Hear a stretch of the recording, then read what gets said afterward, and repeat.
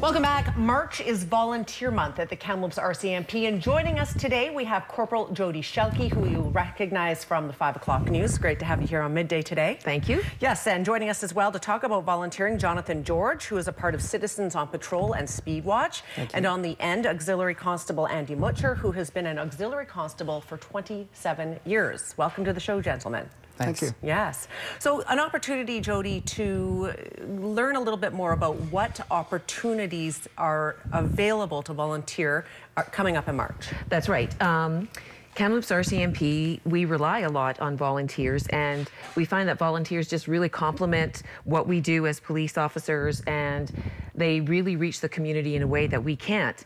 And we have opportunities for many different kinds of volunteers. There's Citizens on Patrol and Speed Watch and auxiliary constables. There's also restorative justice and the victim services volunteers.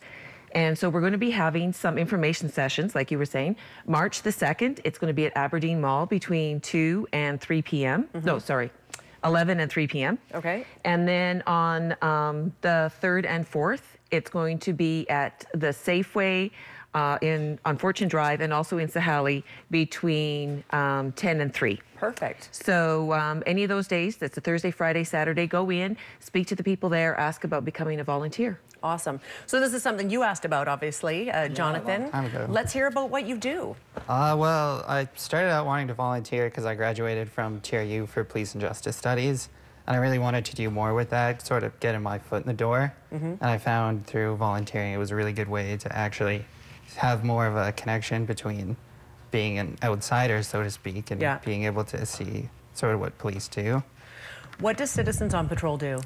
Essentially, we go through different areas of the city, requested from the RCMP or, say, other citizens, requests from the community. And we're just extra eyes and ears for the police, as well as going through patrolling, making sure everything's okay, or say something's going on, just being an extra presence. Sure. Sometimes it's the needle in the haystack that really helps.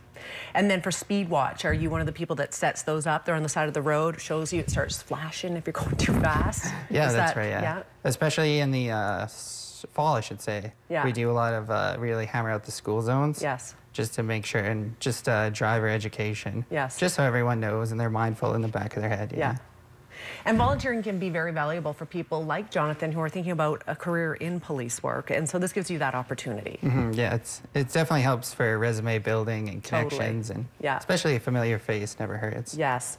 Auxiliary Constable Andy Mutcher, 27 years. You've got a pretty firm feel as to what it means to be an auxiliary constable. Oh, absolutely. I've been through, you know, a lot of changes over those 27 years, and I still really enjoy the program.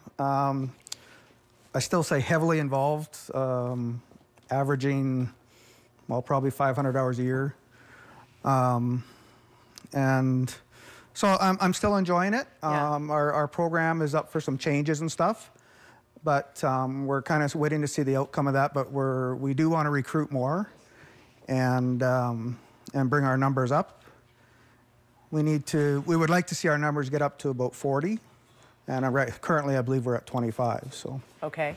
So, what are the biggest changes that you've seen as an auxiliary constable from when you started 27 years ago? I mean, that's quite a time ago. Have more responsibilities been given to you? Less? How does that work? More responsibilities have been given to us as far as on the community policing side. Like I'm involved with Speed Watch as well. Like I do all the Speed Watch stats. I train the Speed Watch volunteers. So that isn't like an operational police duty, right? It's community policing, and then I try and split my time up evenly between operational work and community policing, right? What do you like best about what you do? I like all of it. Because I do a lot of administrative stuff, and I do a lot of operational, work. I think my favorite is probably traffic work. Yeah. And hence that's why I spend a lot of time with the Speed Watch crew and that kind of thing. Do you find that citizens at large respect you the way they respect a regular police officer?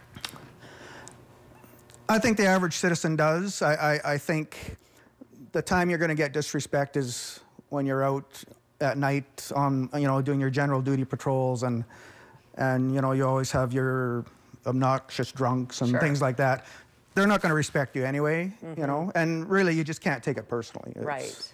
You're there to do something, you do the job, and that's it.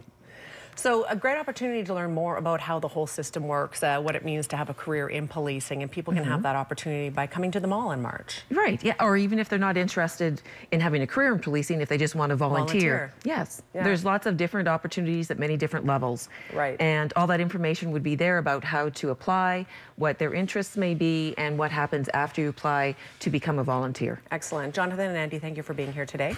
Corporal Jody Schelke, thank you as well.